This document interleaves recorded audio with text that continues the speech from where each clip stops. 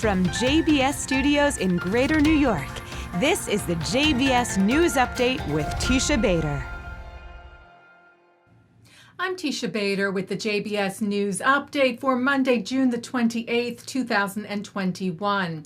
Israel's President Rivlin met today with U.S. President Joe Biden at the White House, the first formal meeting between a senior Israeli official and Biden since becoming president in January of this year. Though the meeting is largely ceremonial in nature, Rivlin was expected to bring up a number of issues like the Iran deal.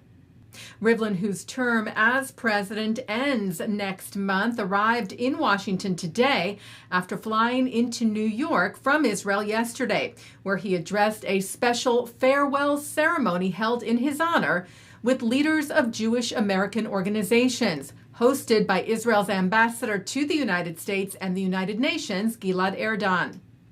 Among those in attendance yesterday, the leaders of the Jewish Federations of North America, the Conference of Presidents of Major American Jewish Organizations, the American Zionist Movement, and the UJA Federation of New York.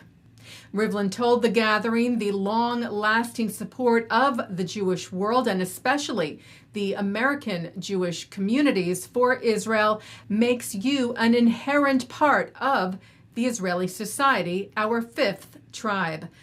The president is also accompanied on his U.S. visit by Leah Golden, mother of slain IDF soldier Hadar Golden, whose remains, as well as those of fellow IDF soldier Oron Shaul, are being held by terror group Hamas in Gaza. And the return of their remains, as well as the return of two Israeli civilian captives, Avira Mengistu and Hisham al-Sayed, are part of Israel's conditions for long-term ceasefire goals and reconstruction efforts in Gaza. Erdogan stressed that point in his remarks at the ceremony yesterday, saying that all plans to rehabilitate Gaza must include bringing back our boys. And also at the gathering yesterday, Rivlin addressed the tragic building collapse on Thursday in Surfside, Florida, near Miami Beach, known to have a large Jewish population. Rivlin said, "Together, we prayed that survivors would be found in Miami and for the recovery of all those injured. Our heart grieves for families who have lost loved ones and for the Jewish community of Florida. 9 people are known dead, and over 150 residents of the building still are missing, among them a number of Jewish residents."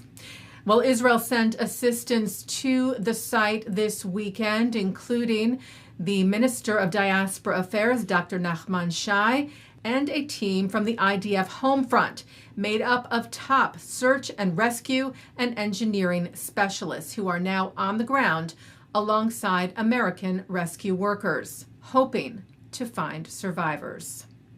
The IDF tweeted before the delegation departed that the IDF is ready to respond, act, and assist in the effort to save lives and support our allies.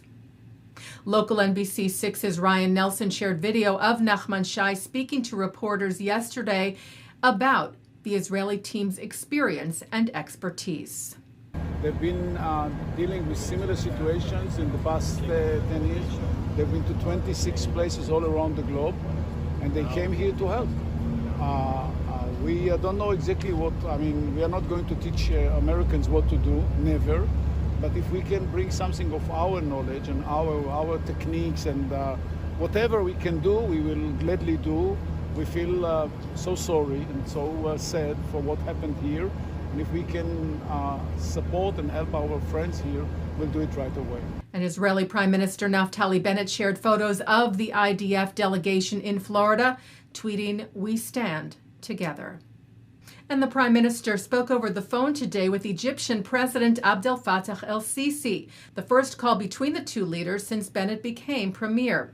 The Prime Minister's office said that Bennett thanked Egypt for mediating between Israel and the Palestinians in the recent conflict with terror group Hamas in Gaza, and for efforts from Egypt to serve as a mediator to try and facilitate the return of the Israeli soldiers' remains and of the Israeli civilians being held by Hamas. The two agreed to set up an in-person meeting as soon as possible. Alternate Prime Minister and Israel's Foreign Minister Yair Lapid met with U.S. Secretary of State Antony Blinken in Rome yesterday, the first sit-down between the two since the elections in Israel, where Blinken tweeted, "We discussed the strong partnership between Israel and the United States, our commitment to Israel's security, and our support for regional normalization efforts." Lapid similarly wrote of the meeting, "We discussed the importance of the relationship between Israel and the United States and agreed that the best way to bring stability and prosperity to the Middle East is to expand the circle of peace in our region." The issues said to have been discussed between the two include the Iran deal, Israeli-Palestinian relations, and building upon the Abraham Accords.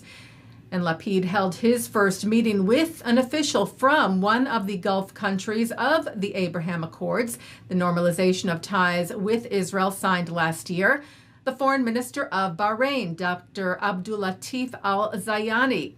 Lapid tomorrow heads to the Gulf region, where he will attend the inauguration of the new Israeli embassy in Abu Dhabi and Israel's consulate in Dubai.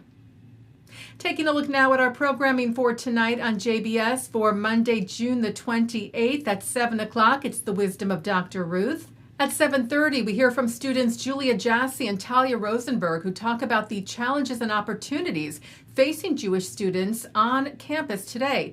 That's from the American Jewish Committee's Virtual Global Forum 2021. Continuing with programming from the forum at 8 o'clock, Bret Stevens, Bari Weiss, and Simone Rodan-Benzaquen discuss the mainstreaming of anti-Semitism. How should we respond? Moderated by the AJC's Avi Mayer. At 9, Mark Golub sits down with Dr. Charles Jacobs, who discusses Avi Goldwasser's documentary Hate Spaces, The Politics of Intolerance on Campus. At 10, Rabbi Capers Funyeh speaks at the 92nd Street Y. And coming up next, Shachar Azani speaks with Stand With Us Executive Director of Campus Affairs, Rina Nasser First, who responds to the recent incident of anti-Semitism at CUNY and shares advice and her experience in combating anti-Semitism on college campuses. And that's the JBS News Update for Monday, June the 28th, 2021. I'm Teisha Bader. Stay healthy, stay well.